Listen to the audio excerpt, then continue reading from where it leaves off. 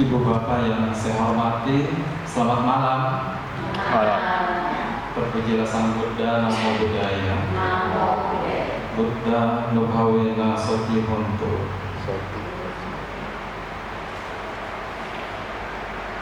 Apa kabar semuanya? Baik. Luar biasa ya. Terima kasih pada malam hari ini saya diberikan kesempatan untuk sharing dhamma, bincang-bincang dhamma di Cetya Garuda. Temanya apa malam hari ini? Stop kekerasan terhadap perempuan dan anak. Ini lebih cenderung sesungguhnya pada laki-laki ya, kalau dari judulnya ya, suami. Tetapi pada malam hari ini saya akan berimbang. Saya akan bahas semuanya baik dari sisi suami, istri, laki-laki, perempuan ataupun anak. Ya, semoga sharing dhamma ini bisa dimengerti dan juga bisa menjadi pembelajaran pemahaman bagi kita dalam kehidupan sehari-hari. Ibu Bapak yang saya hormati, saya akan mulai dari kategori siswa Buddha. Ada dua kategori siswa Buddha. Apa aja tuh? Pabajita dan perumah tangga. Pabajita atau biasa kita sebut juga anagarika. Jadi mereka yang telah meninggalkan kehidupan duniawi. Siapa? Biku, bikuni ya, ini dulu ya. Atau atasilani, samanera. Kategori yang kedua adalah perumah tangga. Kita semua Ibu Bapak. Jadi umat awam laki-laki biasa disebut upasaka, yang perempuan upasika.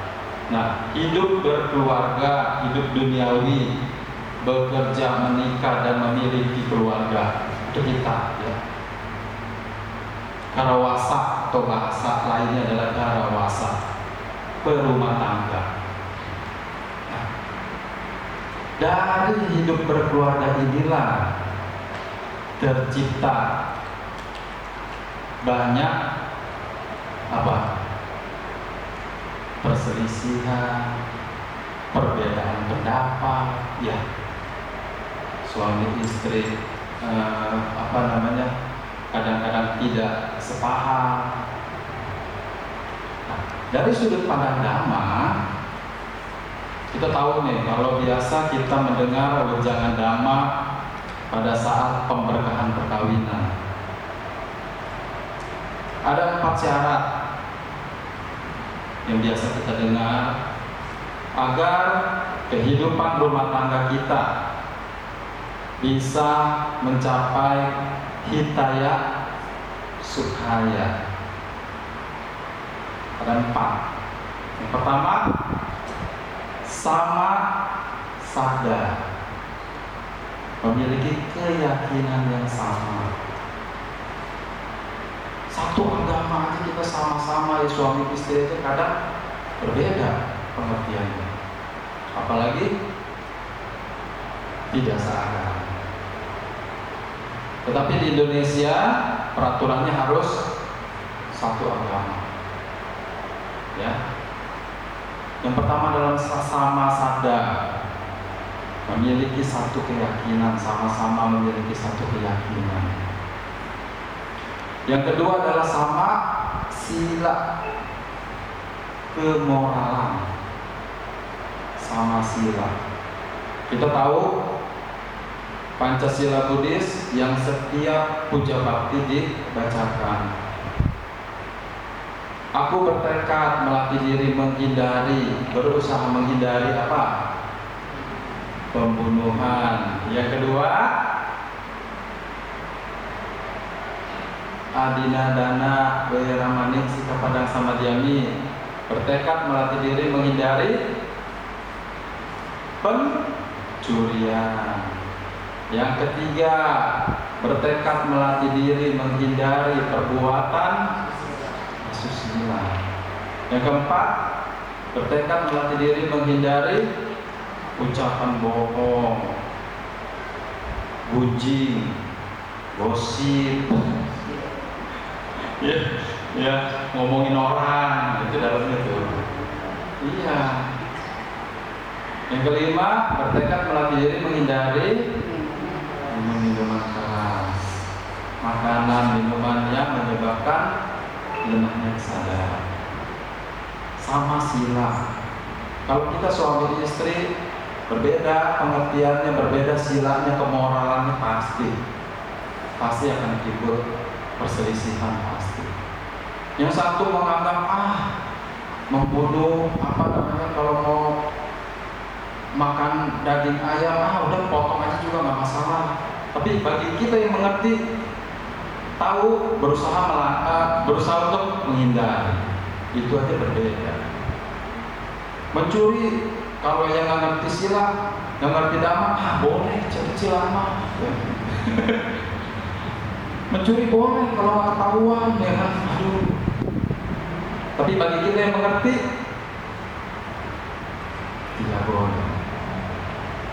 Berbuat asusila juga sama, ya kan?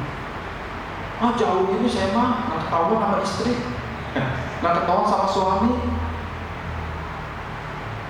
Tapi bagi kita yang mengerti dhamma, mau ketahuan, kayak mau jauh, mau dekat, tetap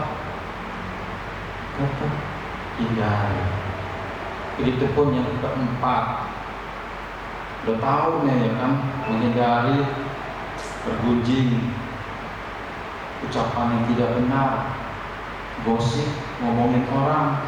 Enggaknya kalau udah sejam ngomongin. Kalau udah sejam, udah lama ya, kerasa kayaknya udah capek nih, baru iya. Kita ngomongin orang loh. Nggak boleh katanya. Enggaknya udah sejam kemudian.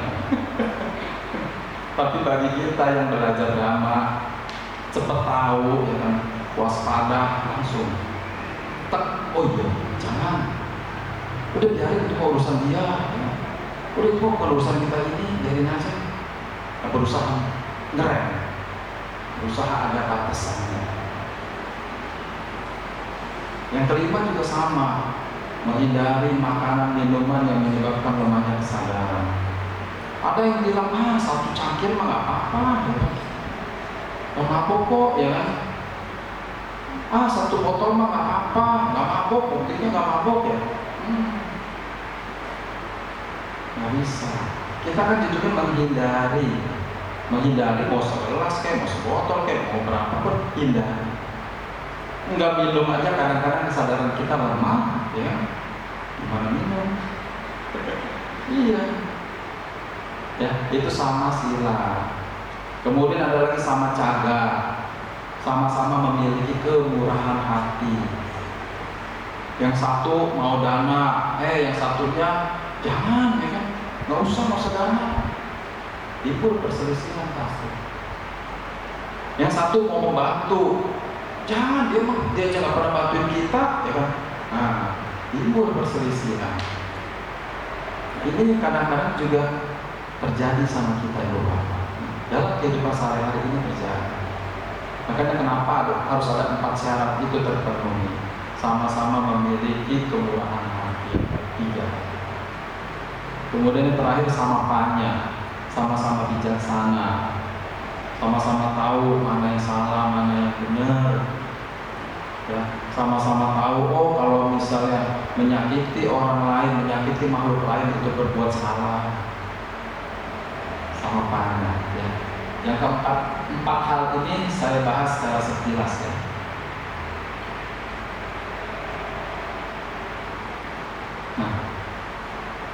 Kenapa 4 hal ini harus terpenuhi? Tadi saya katakan supaya terciptalah hitaya sukhaya. Nah, kata hitaya sukhaya itu sering sekali kita dengar biasanya dalam penyebutan kata.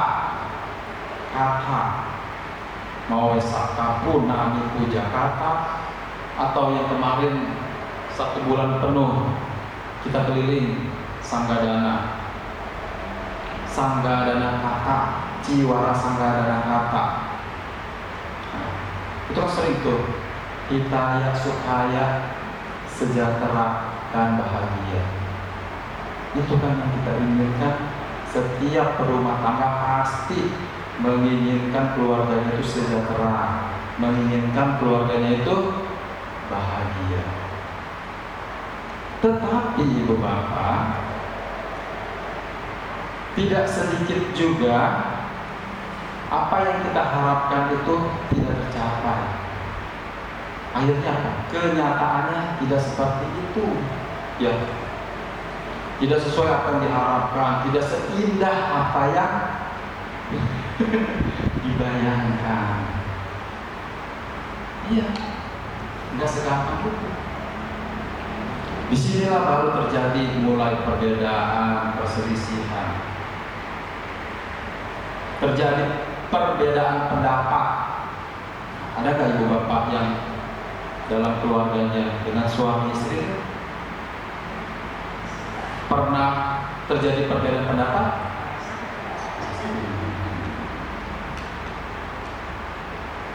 Bahkan kalau saya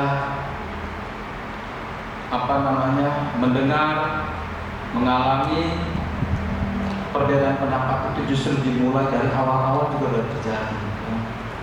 Dari awal-awal, ya dulu kita pacaran, ya.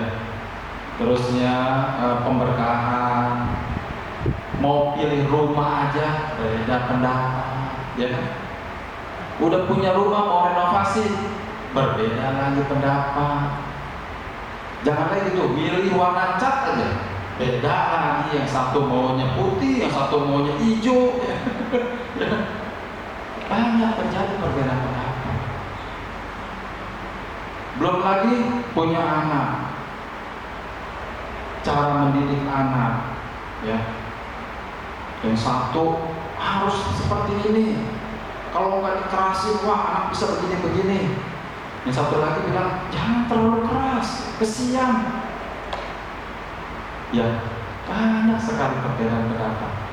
Kadang tidak seindah apa yang kita bayangkan. Betul ya. Ini pun semua kadang-kadang mengalami. Nah ini yang terjadi. Nanti berkaitan juga dengan tema kita. Apalagi permasalahannya dalam berumah tangga? Ekonomi, finansial. Ini sering loh terjadi. Ya, ini nggak bisa kita pungkiri. Apa-apa udah naik loh sekarang, ya kan? Gas naik, apa semua naik. Masa uang belanja segini-segini aja? Nah, ya. Terjadi lagi keributan, mulai lagi. Belum lagi kalau yang dagang, ya. Kalau yang dagang, hari ini rame, 2 hari, 3 hari sepi, besok rame, wah itu kan pusing, ya. Dan itu tidak bisa kita pungkiri, karena itu memang terjadi di kehidupan kita. Setelah banyak ibu bapak, setelah banyak terjadi perbedaan pendapat, sering terjadi perbedaan pendapat, ujung-ujungnya apa? Suami istri gampang emosi, ya, emosi nggak stabil. Ditanya sedikit aja, jawabnya sehalaman, 1 halaman. Iya. Ditanya sedikit aja, baru manggil aja, misalnya suaminya manggil, "Ma," jawabnya udah 15 menit. Begitu sama sebaliknya. Mungkin suaminya baru pulang, istrinya menyapa, "Pak, udah," ya kan? Lagi pusing nih begini. Gampang terjadi emosi. Kalau itu tidak pernah dibenahi, itu nggak pernah dituntaskan permasalahannya. Disimpan aja ya. Yang ada emosi. Ibu bapak saudara-saudara sekalian, apalagi yang kadang menjadi permasalahan dalam berumah tangga. Kadang baik itu suami ataupun istri, baik itu kadang-kadang masih berpacaran, terlalu tinggi ekspektasi kita, ya, terlalu tinggi pengennya kita, dan kadang-kadang kita membandingkan dengan yang lain. Ini pun sumber masalah. Dia melihat suaminya tetangga kerjanya sukses, udah ganti ini ganti itu, ya kan? Udah beli ini beli itu. Kayak si itu dong harusnya, ya kan? Kerja mah kayak gitu. Padahal kerja suami udah benar, ya kan? Tapi masih dituntut aja. Nih, orang tuh kayak istrinya si ini, si A, si B, ya, dandan terus, misalnya. Iya, ini mah pagi dasteran, pulang dasteran. Orang kayak si ini dong, kayak si itu dong. Terlalu banyak ekspektasi kita, keinginan kita, sehingga hal-hal seperti itu pun memicu pertengkaran dalam rumah tangga, ya kan? Nah, dari itu semua mengakibatkan apa itu, Bapak? Dari seringnya pertengkaran, seringnya perselisihan, cekcok, ngomong sedikit emosi, ditanya sedikit marah. Akhirnya komunikasi kita, suami dan istri, tidak lancar, ya kan? Ini gimana mau cerita, ditanya sedikit aja marah, ya. Gimana mau curhat? Suami misalnya ada permasalahan di kantor, gimana mau ngomong sama istri? Belum apa-apa jadi marah, ya kan? Suami mau cerita permasalahan anak, masalah rumah tangga, belum lagi masalah saudara-saudaranya, mungkin kalau lagi ada masalah keluarganya, orang tuanya. Gimana dia mau cerita sama suaminya kalau komunikasi nggak lancar? Nah, dari sini juga timbul lagi permasalahan baru. Karena nggak bisa komunikasi dengan istri dan anak, akhirnya istri atau suami mencari berkomunikasi dengan pihak luar, orang luar. Bagus kalau ketemunya ya benar. Kalau dia ceritanya sama orang yang baik. Kalau pas dapat ceritanya sama orang yang kurang bijaksana, yang nggak bijaksana, ya. Istri cerita, suami saya begini loh. Jawaban orang itu apa? Wah, saya punya laki kayak begitu masih tinggal. Ya, nggak menutup kemungkinan tuh, ya. Begitu kita cerita, dijawabnya begitu, makin parah. Suami cerita ke orang lain, ke pihak lain, istri saya begini cerewet apa segala macam, gampang marah. Lu punya bini kayak gitu mah, lu betah sih punya bini kayak begitu. Ya. Akhirnya apa? Ibu inisiatif beginilah begitu.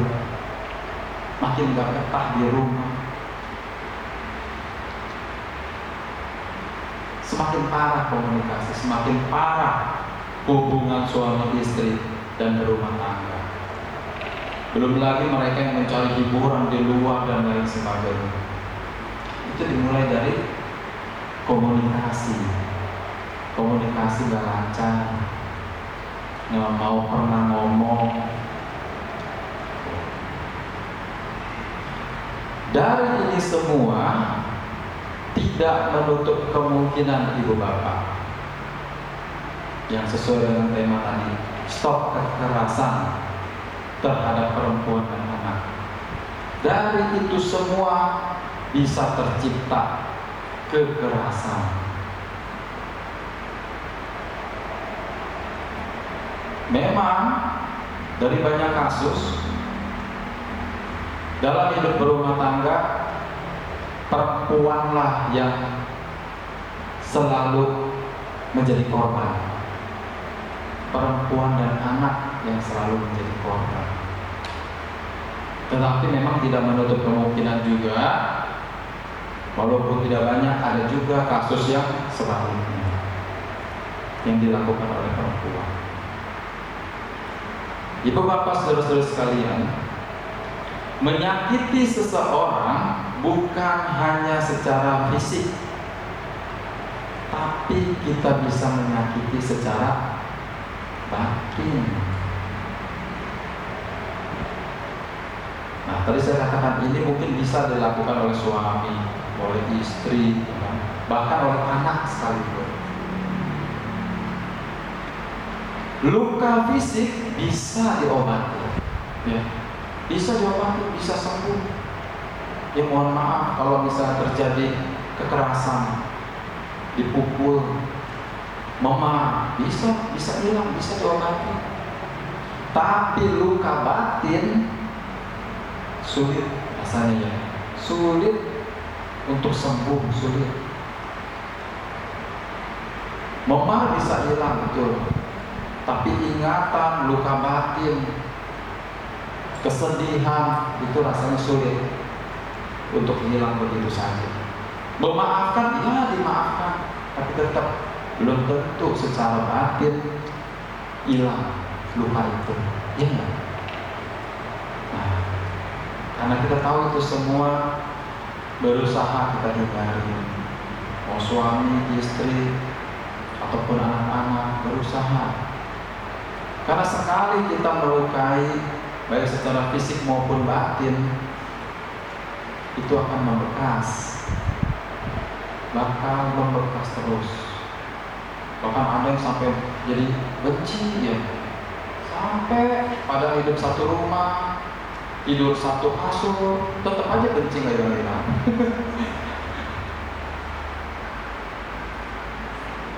Sang Buddha mengajarkan kita untuk menebar cinta kasih kepada semua makhluk, ya kan?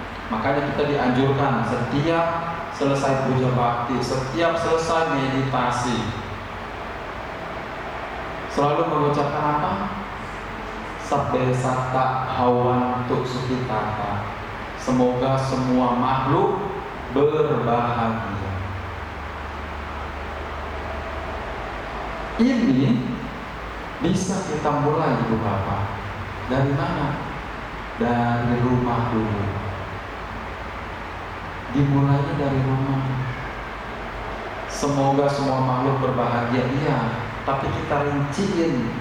Semoga di dalam situ ada siapa? Ada suami. Semoga suami saya berbahagia. Di dalam situ, di dalam semoga semua makhluk ada siapa? Ada istri. Semoga istri saya berbahagia.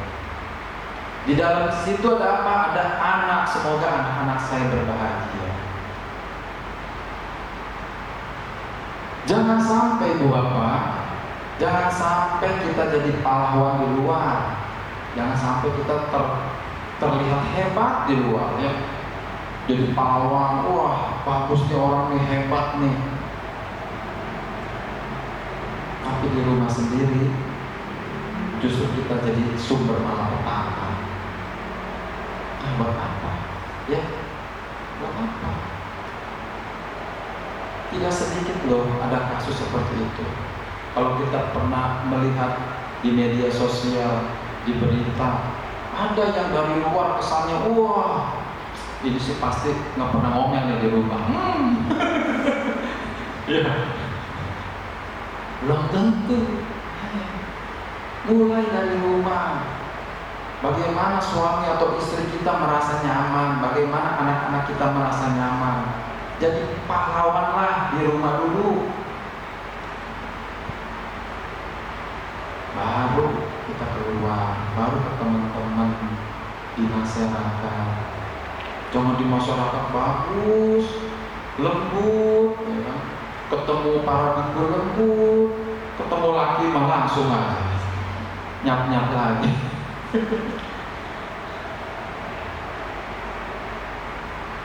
Banyak kasus seperti itu, Bu Bapak.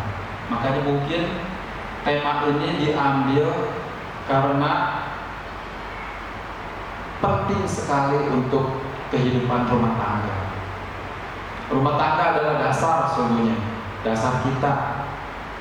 Di rumah itu adalah dasar kita hidup. Kalau dasarnya aja udah goyah, susah mau ngapa-ngapain juga. Rumah tangga di rumah itu bagaikan neraka, nggak betah, nggak pernah diem di rumah, nggak betah di rumah, repot. Gimana mau keluar? Gimana mau menebar cinta kasih kepada yang lain? Itu cinta kasih yang palsu akhirnya. Ya, iya. Tidak ada gunanya.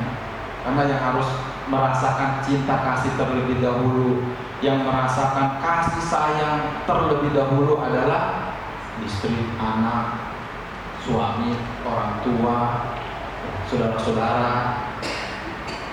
Mereka dulu. Diperkuat lagi Bu Bapak oleh apa? Manggala Sutta. Sang Buddha sudah katakan dalam Manggala Sutta, menyokong sanak keluarga. Terjemahan yang lama adalah menyokong anak dan istri, bekerja bebas dari pertentangan, ya kan? Itulah berkah utama. Kita dianjurkan untuk menyokong anak dan istri.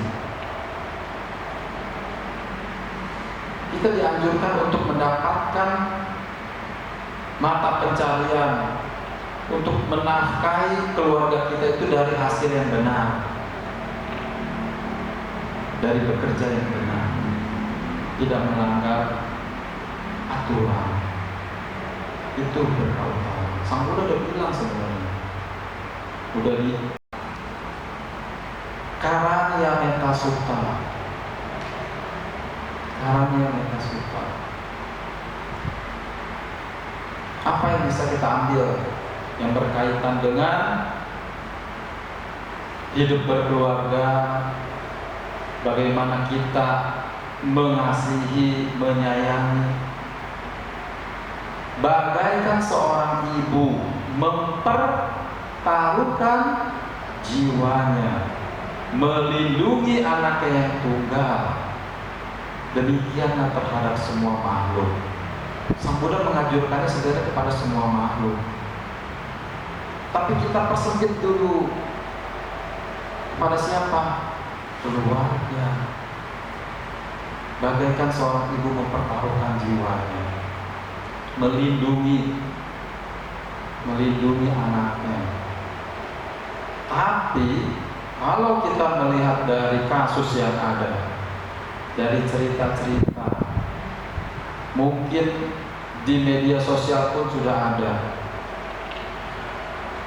ada kejadian justru orang tuanya menyiksa anaknya. Ada kan? Ibunya tega menyiksa anaknya, suaminya tega membunuh istrinya. Ini kan jauh sekali dari semoga semua makhluk berbahagia. Jauh sekali. Nah, kita umat Buddha karena sudah mengerti Dhamma, sudah banyak referensinya, sudah banyak sutta yang dibahas, sutta yang dikasih tahu, sutta yang sering dibaca. Hendaklah ini kita tinggalkan. Karena kita udah tahu Dhamma. Oh iya, nggak boleh begini, nggak boleh menyakiti.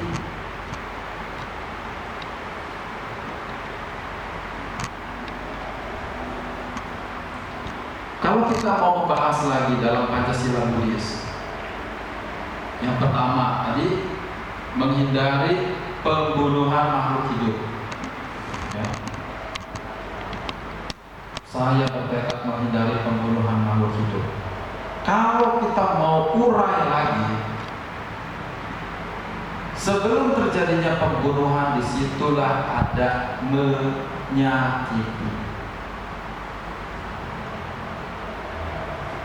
Pasti menyakiti. Tadi saya sudah bahas, menyakiti bisa dua, bisa secara fisik, bisa secara batin. Saya mah nggak apa-apa sakit secara fisik, tapi kalau udah batin ya kan, aduh, gimana ya? Udah mendapatkan perlakuan yang tidak baik, kemudian juga secara batin juga kita tersiksa, double jadinya, double sakitnya.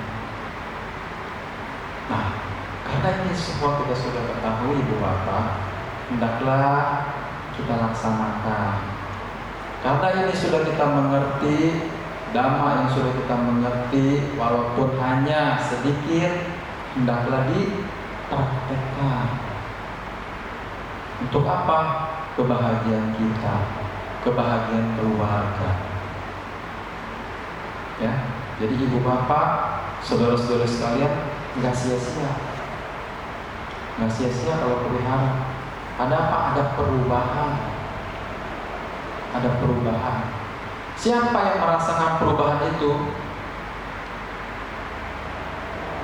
Orang rumah, suami, istri, anak. Oh, istri saya sekarang berubah.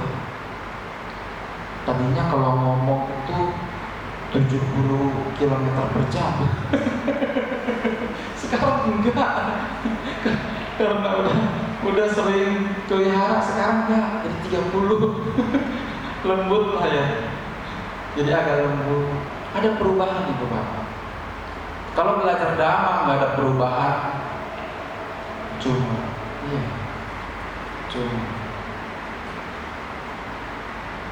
kalau belajar Dhamma tidak dipraktekkan, sayang sekali.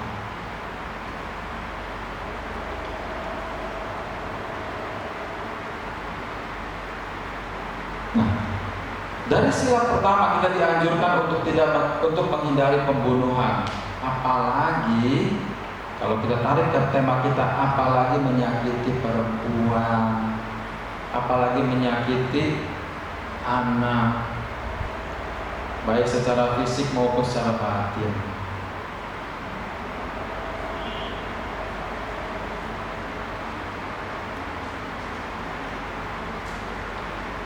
Ini untuk suami dan istri. Jadi tadi saya katakan di awal, agar imbang, suami, istri dan anak kita bahas sama-sama. Ya, sekalipun temanya stop kekerasan pada perempuan dan anak. Jadi berkaitan Ibu Bapak dengan anak, karena ini pun penting. Kekerasan pada anak bisa merusak masa depan mereka. Tanpa kita sadari Ibu Bapak, kekerasan pada anak bisa merusak masa depan mereka. Iya, awalnya kita pikirnya apa? Untuk mendidik, ya? Ngajarin, ini jangan sampai begini nih, jangan sampai begitu nih. Tetapi kalau kita didik dengan kekerasan, yang pertama, mereka bisa trauma. Sedikit-sedikit pukul, ya, sedikit-sedikit diomelin, timbul trauma pada anak. Niatnya sebenarnya apa? Untuk mendidik, iya benar, niatnya benar. Tapi caranya yang kurang tepat. Apalagi kita tahu beberapa anak-anak zaman sekarang berbeda sekali dengan anak-anak dulu, atau mungkin kita dulu waktu jadi anak-anak, beda sekali. Kalau dulu kita dibentak sedikit, ya masih mau, masih ngerti, nurut. Sekarang kalau kita bentak anak, kalau nggak dibentak balik, ya kan, dia akan trauma, rapuh, lagi dirasakan anak? Mereka kehilangan rasa aman. Mereka akan kehilangan rasa aman. Takut buat ngomong, takut buat cerita. Kenapa? Ya, tadinya mau ngomong, mau cerita, dia ada masalah di sekolah, dia ada masalah di kantor. Tapi kalau saya cerita sama mama, sama papa, ini ujung-ujungnya saya diomelin. Nggak aman jadinya. Jadi anak-anak merasa nggak aman. Anak-anak bisa begitu akhirnya. Nggak ada tempat aman di rumah. Sulit memahami welas kasih. Jadi anak-anak, karena kita mendidiknya dengan keras, mereka pun tidak memiliki cinta kasih, welas kasih. Akhirnya mereka dalam berteman pun sama. Akhirnya mereka dalam berteman pun sama. Di sekolah pun begitu. Mencontoh. Oh, kalau salah sedikit pukul ya. Nanti dia dengan temannya pun gampang gitu. Oh, begini dong, dipukul dong. Sama seperti apa yang dia pernah alami. Jadi mencontoh. Bahkan yang lebih parah lagi, kalau sampai itu terbawa pada pernikahan, ya, kita kan nggak mau nih kalau punya anak cewek ya. Kita nggak mau punya anak cewek. Ternyata, mohon maaf, kalau cowoknya, suaminya itu pernah trauma dulunya, ya kan? Dulunya pernah trauma di kehidupannya dengan orang tuanya, pernah mengalami kekerasan dan lain sebagainya. Imbasnya apa? Ya ke anak kita yang perempuan. Kan gak mau kita. Dia akan mencontoh. Oh, kalau salah sedikit pukul ya. Dia akan mencontoh itu. Itu bisa terbawa sampai pernikahan. Oh, kalau ada apa-apa harus pakai kekerasan ya, supaya nurut, ngatur istri supaya nurut pakai kekerasan ya. Nah, akhirnya terbawa itu. Itu efek negatif yang akhirnya tercipta sampai mereka dewasa. Yang awalnya mempunyai niat baik mendidik supaya anaknya nurut apa segala macam, akhirnya berbanding terbalik, malah menimbulkan trauma, kekerasan dan lain sebagainya.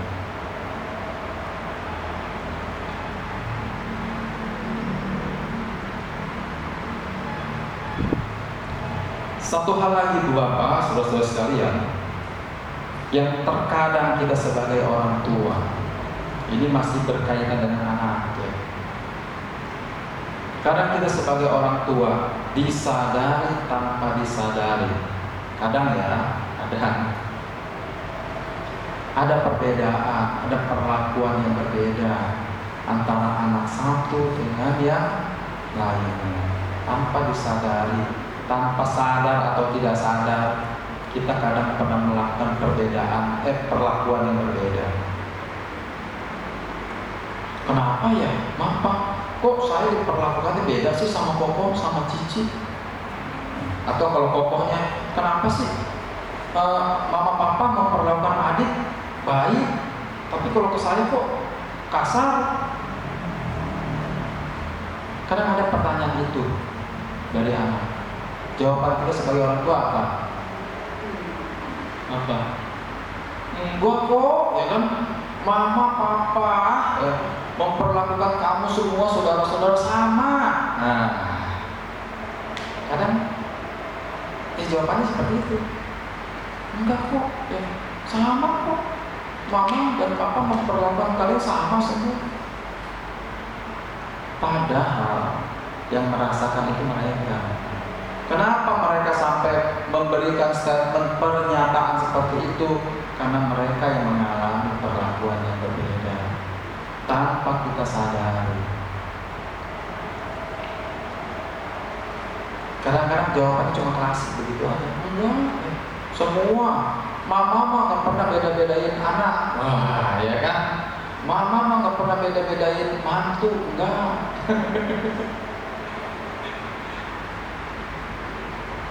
Tapi bagi mereka yang menyadari, bagi mereka yang mengalami, ya bisa terjadi. Sebenarnya berbeda. Nah ini kalau kita sebagai siswa Buddha yang mengerti Dhamma masih mempraktekkan hal seperti ini, stop, hindarin. Supaya apa? Supaya tidak terjadi kekerasan dalam rumah tangga, kepada anak, kepada mantu, apalagi pada suami dan istri. Ya, karena ibu bapak, hal-hal seperti inilah ya terjadi dalam kehidupan kita sehari-hari. Saya begitu dikasih tema pun juga jujur pikir apa yang sering terjadi ya. Saya harus muter ke belakang dulu. Saya ingat-ingat dulu pernah pernah mendapatkan cerita dari siapa nih seperti ini. Pernah mengalami apa nih? Agar apa? Agar kita semua mengerti. Contoh-contohnya itu contoh-contoh dalam kehidupan sehari-hari. Nah makanya nih, sebelum saya lanjutin, saya juga lupa dari awal. Saya mohon maaf ibu bapak. Kalau misalnya pembahasan saya, apa yang saya sampaikan ada yang menyinggung, saya kan nggak tahu ibu bapak nggak kenal, nggak kenal. Saya nggak tahu ada yang tersinggung atau ada yang enggak. Tapi intinya adalah materi ini untuk membuat kita menjadi lebih baik, ya. Jadi kalau misalnya kita sampai menjadi pelaku, stop. Kalau kita menjadi korban, ya bagaimana cari jalan keluar? Ya, kalau malam ini suaminya atau istrinya diajak sih enak sebenarnya. Begitu ya. Kita nggak bisa lain ya ibu. Nah, ibu bapak saudara-saudara sekalian, di dalam Sigalawadah Sutta diperjelas lagi. Tadi udah Manggala Sutta ada, Karaniametta Sutta ada, Sigalawadah Sutta juga ada, yang berkaitan dengan kehidupan kita berkeluarga. Buddha menasihati kita, keluarga wajib menjadi ruang pelindung, kepercayaan dan tanggung jawab, bukan justru rasa takut yang menghantui setiap saat. Jadikan rumah itu adalah surga bagi anak-anak kita, bagi suami istri kita. Jangan jadikan rumah kita itu sebagai neraka. Yang baru masuk aja pengennya keluar lagi. Ya, baru 5 menit di rumah, aduh kayaknya nggak betah, pengen keluar lagi. Jadikan rumah kita itu surga. Jadi kita pun juga hidup enak, tenang. Dengan anak-anak juga enak, tenang. Keributan itu hal yang wajar, pasti terjadi, nggak mungkin nggak terjadi. Perbedaan itu pasti terjadi. Tapi bagaimana perbedaan keributan itu tidak mengakibatkan kekerasan? Ya, penyelesaiannya itu bukan dengan kekerasan, tetapi dengan komunikasi yang baik. Kalau rumah kita nyaman, enak, anak-anak mau cerita pun juga kita dengerin, mereka pasti gak bakal macam-macam, gak mencari keluar, enggak. Cukup di rumah ada kok solusinya. Saya punya permasalahan begini, nanti saya mau ngomong malam, saya mau ngomong dengan papi saya, ya. Saya punya permasalahan begini, sampai di rumah selesai sekolah saya akan cerita sama mama saya. Mereka pasti mau cerita. Kalau dikit-dikit nggak disalahin, kalau ceritanya kita terima, kalau kita tanggapi dengan baik, ya. Orang tua dan pasangan ideal dalam Dhamma adalah penjaga kedamaian, bukan sumber luka. Orang tua, pacar, pasangan adalah penjaga kedamaian, bukan sumber luka. Jadi kita bagaimana menjadi tempat untuk anak-anak kita, untuk suami istri kita yang damai, begitu dia pulang damai perasaannya. Bukan malah sumber luka, dikit-dikit pukul, ya, dikit-dikit diomelin, nah, sumber luka. Untuk para suami, termasuk saya dong, ya. Untuk para suami, untuk para pria, kekuatan sejati bukan pada tangan, kekuatan sejati bukan pada tangan yang memukul, bukan, tetapi pada hati yang mampu melindungi. Suami memang identik dengan pelindung.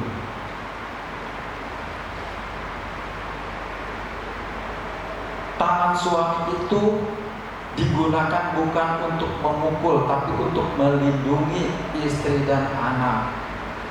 Bukan justru malah memukul istri dan anak, tetapi untuk melindungi. Tangan yang keras ini digunakan untuk melindungi jika ada bahaya, jika istri kita merasa terancam, jika anak kita merasa terancam. Suami yang melindungi, bukan sebaliknya. Mentang-mentang dia lemah, ya, bisa saya perlakukan seenaknya, enggak. Tetapi menjadi hati yang mampu melindungi semuanya. Untuk para istri, para wanita, giliran nih. Sekalipun seorang wanita jarang melukai pria secara fisik, ya kan? Benar kan? Jarang dong, ya. Kalau ada kelewatan. Sekalipun seorang wanita jarang melukai pria secara fisik, tapi yakinlah ibu, yakinlah para istri, ucapan yang pedas tidak kalah sakit melukai fisik kita. Ya, sekalipun istri tidak main tangan, tapi kadang-kadang ucapan itu juga cukup lumayan. Iya, lumayan bikin para suami jadi bengong aja, jadi diam, jadi gak semangat. Jadi ucapan. Jadi tadi suami menjaga fisiknya, istri pun harus menjaga ucapannya. Nah, untuk anak-anak, hargailah kedua orang tuamu, karena hadiah terindah dari anak bukanlah sekedar harta, tetapi kasih dan sayang. Kadang ada anak yang merasa sudah sukses, sudah banyak duit, ya, seakan-akan orang tuanya itu gampang dibeli sama duit. Udah kasih duit aja, udah kemana-mana duit, udah kan, jarang datang, yang penting duitnya datang. Enggak sekedar harta, enggak sekedar duit, bukan. Tetapi mereka juga membutuhkan kasih dan sayang, membutuhkan perhatian, membutuhkan juga pelukan. Kadang-kadang kita cukup datang nengok, melihat anaknya sehat, udah senang, ya kan? Iya, orang tua kan begitu. Cukup melihat, mengetahui, oh anaknya sehat, oh cucu saya sehat, oh anak saya punya mobil baru, senang pasti orang tua. Dia mau diajak nggak diajak, itu mau urusannya nanti. Ya berarti kan anak kita udah sukses gitu, ya kan? Udah sukses, udah nggak mikirin lagi nih kita nih, udah nggak mikirin gimana anak kita susah, nggak. Orang tua cukup senang. Jadi dengan kasih dan sayang, bukan hanya sekedar harta. Kesimpulannya apa itu Bapak? Hentikanlah kekerasan dalam rumah tangga, terkhusus pada perempuan dan anak. Karena mereka juga makhluk yang menginginkan kebahagiaan. ingin aman hidupnya, ingin damai, dan ingin dicintai. Itu kesimpulan. Semua makhluk, suami, istri, anak, pengen hidupnya bahagia, pengen punya rumah tangga yang bahagia, pengen hidupnya aman, pengen balik ke rumah itu dengan rasa aman, damai. Dan semua makhluk, kita semua ingin dicintai. Gak ada yang ingin disia-siakan, gak ada.